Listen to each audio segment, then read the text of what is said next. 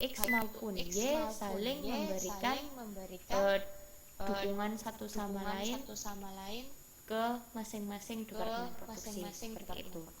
Nah, di sini ada saya tulis juga digunakan ketika antar departemen pendukung saling memberikan jasa atau layanan. Jadi ketika ya ini tadi yang dimaksud itu ini tadi.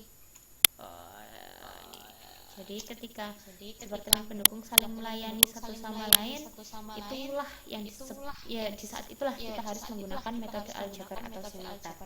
Jadi yang pertama kita juga harus melihat dulu karakteristiknya seperti apa ketika sebelum kita memutuskan metode yang paling tepat atau metode yang akan kita gunakan untuk mengalokasikan overhead departemen pendukung ke departemen produksi itu haruslah kita analisa dulu bagaimana karakteristiknya dari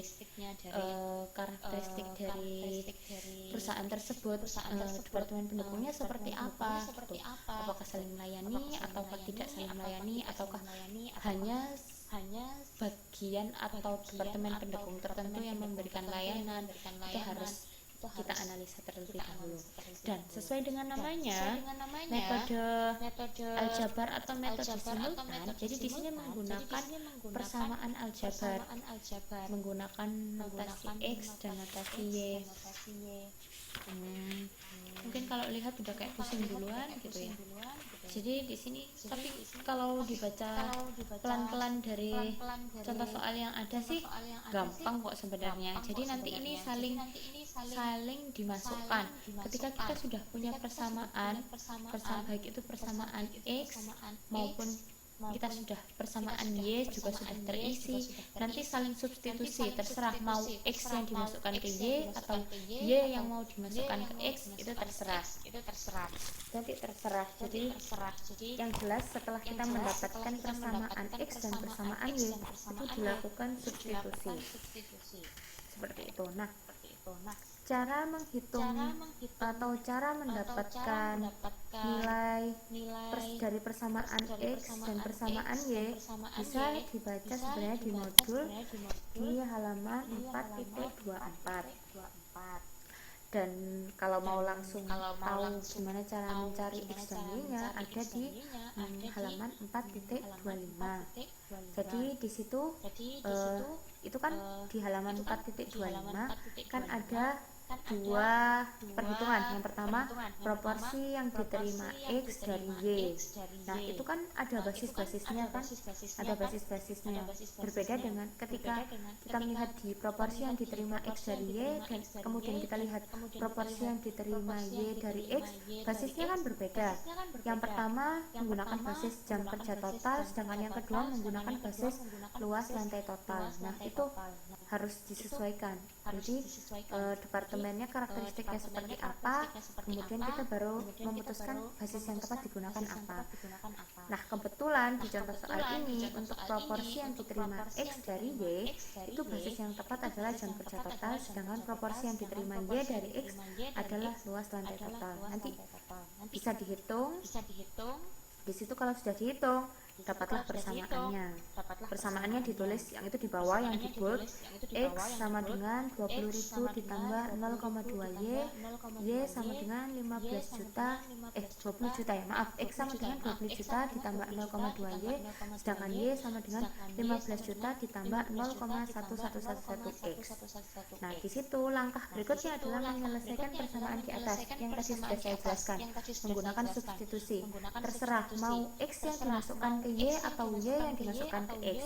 Kalau yang di contoh ini X yang dimasukkan ke dalam Y. Jadi kan X persamaannya kan X sama dengan 20 juta ditambah 0,2 Y. Ya udah.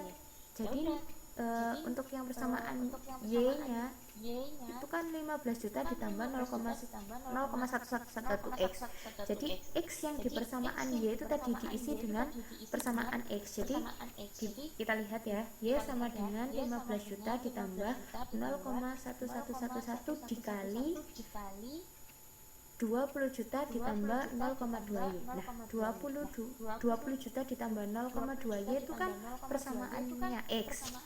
Kayaknya metode substitusi ini ada di mata kuliah apa ya, saya lupa. Kayaknya di matematika ekonomi seharusnya dapat, atau yang mengandung ekonomi dasar seharusnya ada. Jadi paham kan yang saya maksud dengan metode substitusi itu apa? Jadi di persamaan Y mengandung X, di persamaan X mengandung Y, terserah mau pakai yang mana, mau disubstitusikan yang mana. Ketika memutuskan untuk mensubstitusikan X ke dalam Y, maka nilai X yang ada di persamaan Y diganti. Ketika ingin mensubstitusikan Y ke dalam persamaan X, ya Y-nya diganti, Y yang ada di persamaan X diganti dengan 15 juta ditambah 0,11 X. Terserah mau yang mana, hasilnya juga akan keluarnya sama. Tapi dalam contoh ini, persamaan X disubstitusikan ke persamaan Y. Jadi 15 juta ditambah 0,1111 dikali 20 juta ditambah 0,2 Y. Kemudian dihitung, dapatlah kita nilai Y. Ketika kita sudah dapat nilai Y, maka 17 juta 600 sekian itu dimasukkan ke persamaan X. Nah, dibaliknya di halaman 4.26. Akhirnya kita bisa dapat nilai X-nya berapa. Seperti itu. Ketika kita sudah dapat nilai X dan Y-nya, baru kita bisa menentukan pengalokasian departemen X dan pengalokasian departemen Y, kemudian menghitung tarifnya. Seperti itu. Dibaca aja tahapan-tahapannya, dibaca pelan-pelan, pasti paham maksudnya. Ya, untuk yang metode aljabar ini memang panjang dibandingkan yang lain. Kan yang paling mudah metode langsung, yang paling susah metode aljabar.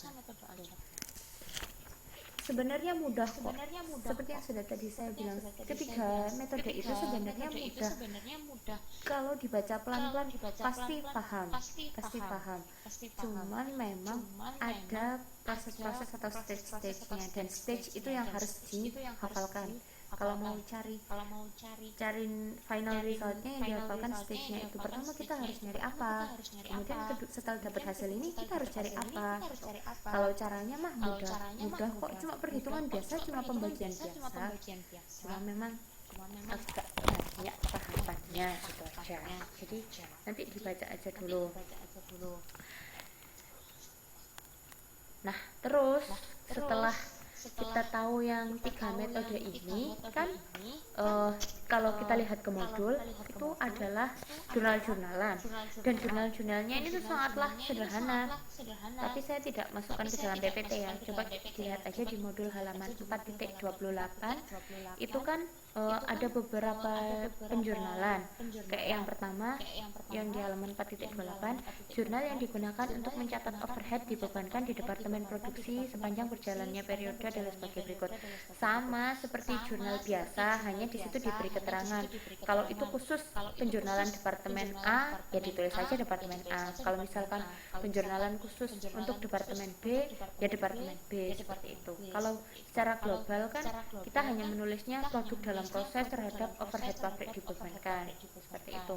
Kalau ini sih ingin lebih spesifik, kita menjurnalkan departemen tertentu, ini biasanya ditulis di akun pembantu ya kan akun pembantu kan ada banyak, misalkan akun produk dalam proses kan ada akun pembantu, departemen A, departemen B, kayak gitu kan ya. Ini biasanya ditulisnya di akun pembantu itu, seperti itu.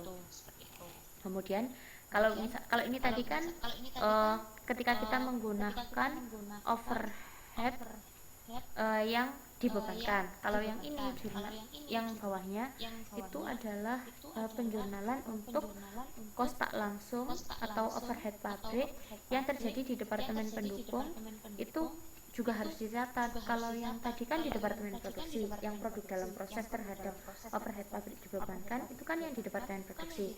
Kalau jurnal yang digunakan di departemen pendukung itu berbeda, overhead pabrik kendali, dan diberi keterangan departemen pendukung terhadap macam-macam rekening di kredit, terserah tergantung apa yang di kredit, apa tergantung konteksnya itu seperti apa. Dan kemudian ada beberapa penjurnalan yang lain. Intinya penjurnalannya sama seperti penjurnalan di modul-modul yang sebelumnya. Cuman di sini harus lebih diperinci aja keterangannya. Ketika itu departemennya apa, itu penjuruan untuk departemen apa, departemen pendukung kah atau departemen A, B, C atau departemen tertentu kah. Di situ dikasih keterangan. Kayak ini kan semua contohnya intinya sama saja kayak jurnal-jurnal biasanya, cuman ada